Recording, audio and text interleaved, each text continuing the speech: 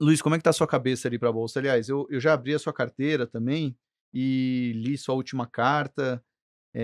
Tem até umas posições que eu queria falar. Eu vi que, vocês têm MRV, né, que foi uma posição que deu certo em dezembro, mas agora em janeiro, né, foi uma que começou mal esse ano. Mas antes de falar das posições, falar mais de como é que tá a sua cabeça como gestor aí olhando para o mercado, para 2024. Vamos lá. Eu já passei tanta crise que eu não sou meio imune a esse movimento de curto prazo, assim, eu não me con assim, a nossa percepção hoje do mercado é um mercado muito barato, muito barato. Poucas vezes nesses 20 anos aí, eu vi, múltiplos tão baixos, e múltiplos tão baixos em empresas nas empresas mais líquidas, nas blue chips, né, nas empresas mais representativas do índice.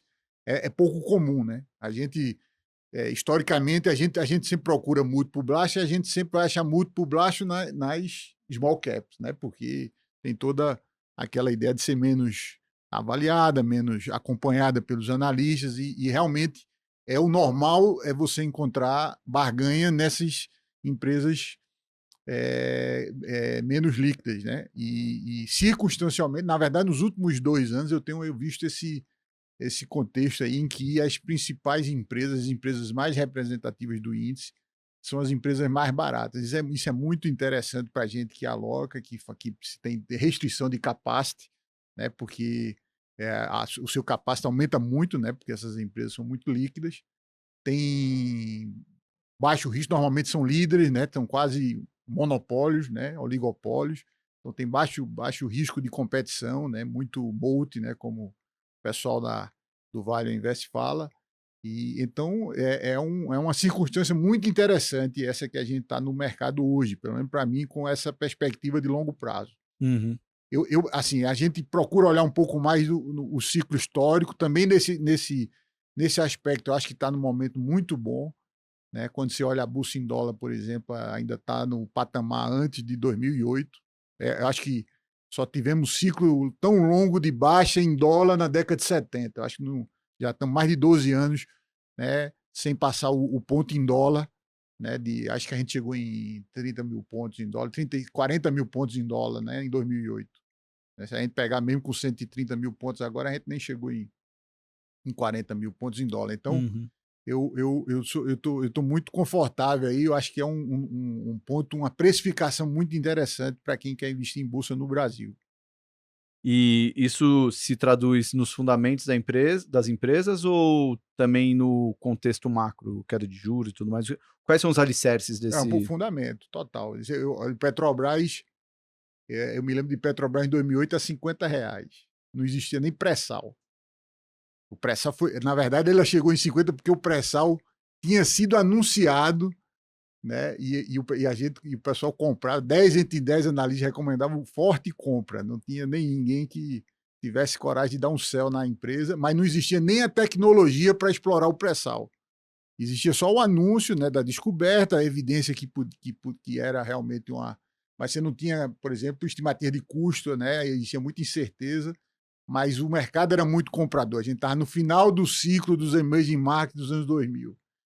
Então eu uso, faço analogia para a turma mais nova, a Petrobras era a Tesla e Eike Batista era o Elon Musk da época. No mundo.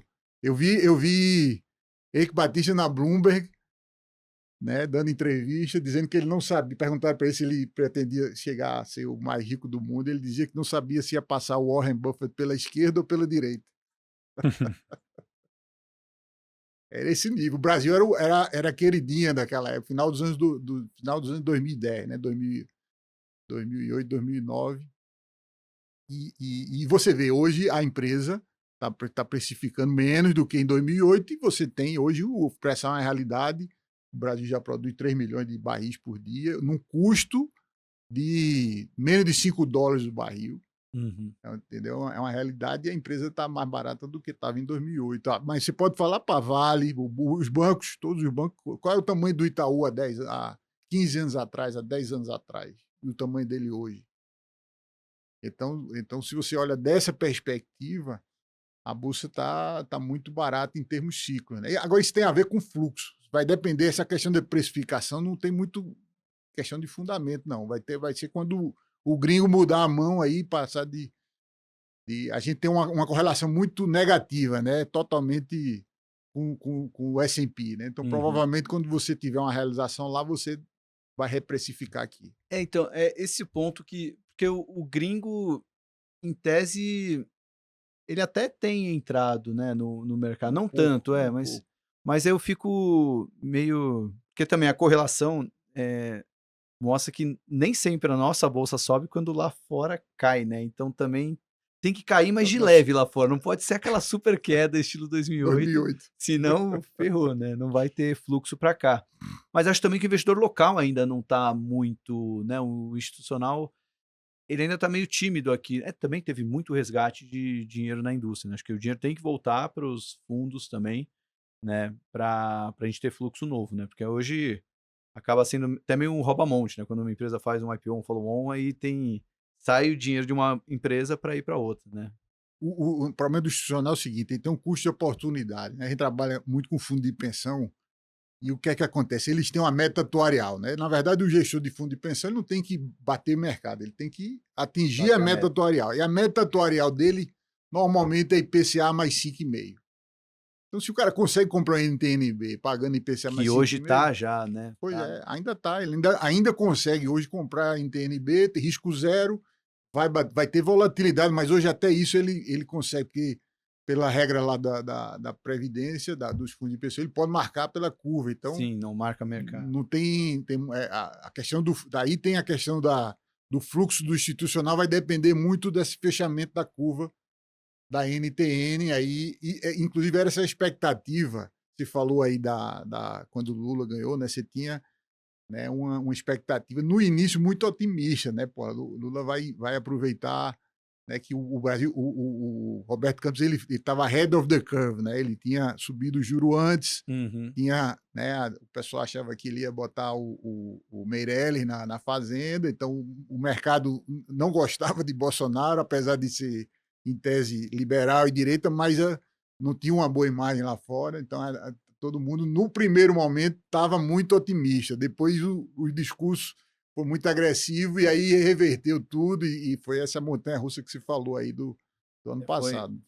A gente tem grupos, né, de WhatsApp com gestores e dá para sentir ali a temperatura do mercado, mesmo sem olhar o fluxo, porque foi da incerteza para o otimismo, né? Vai pegar a casa arrumada e é só não fazer besteira. Mas a mesma coisa que fez em 2003. Mas é que os primeiros discursos pós-eleição foram terríveis. Frustração total. Aí foi acho que a figurinha da época, né, era a figurinha do Armínio Fraga falando, agora eu tô com medo. Aquela ali viralizou em todo o grupo de WhatsApp. Putz, agora ferrou, né? Se até quem tava acreditando que ia dar certo.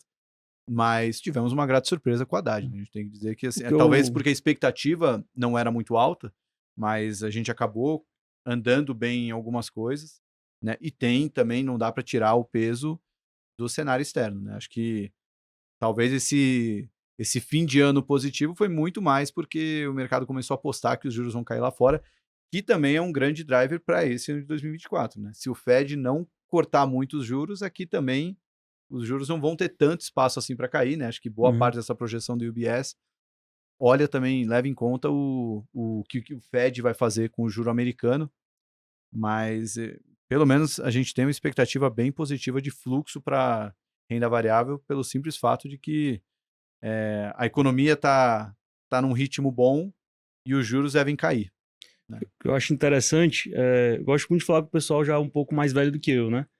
Aí eu batendo um papo assim, papo de bar.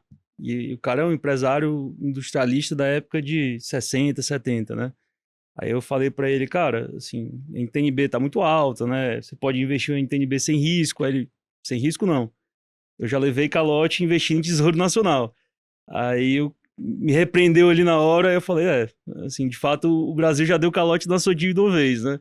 Então, assim, às vezes pro pessoal que é um pouco mais velho, já pegou aí alguns cenários bem mais voláteis do que a gente vive hoje, né? No Collor deu o calote. Mas eu acho interessante fazer uma retrospectiva da política, pegar, digamos, o Ibov ali na retrospectiva política, né? A gente teve ali militares ruins, militares bons. Aí depois você teve o Tancredo, que ia assumir, depois não assumiu. Teve o primeiro início ali do Sarney, que foi um pouco mais promissor. Depois fiscais do Sarney foi muito ruim. Aí teve o Collor que ia salvar tudo. Aí, na verdade, o Collor não foi tão bem assim, né? Trancou poupança, teve aquela... Não tão bem assim, você tá sendo... Não, mas ele fez coisas muito importantes, assim. Fez, ele, mas essa da poupança acho que marcou uma geração inteira, né? Mas, assim, acho que pra quem viveu ali deve ter sido bem impactante, né? Aí depois do Collor você teve Topetinho, depois FHC 1, 2, Lula 1, 2, Dilma 1, Dilma meio, Temer, Bolsonaro, Lula 3, né? E assim, a única certeza que a gente tem é que o Brasil, né, vai ter uma crise amanhã, uma crise política amanhã, né? Porque, poxa, desses presidentes todos que eu falei, quantos deles de fato foram bons pro Brasil, né? Temer. Pronto. Temer. É verdade. Nunca critiquei. Não, ali é Agora- fã-clube, né?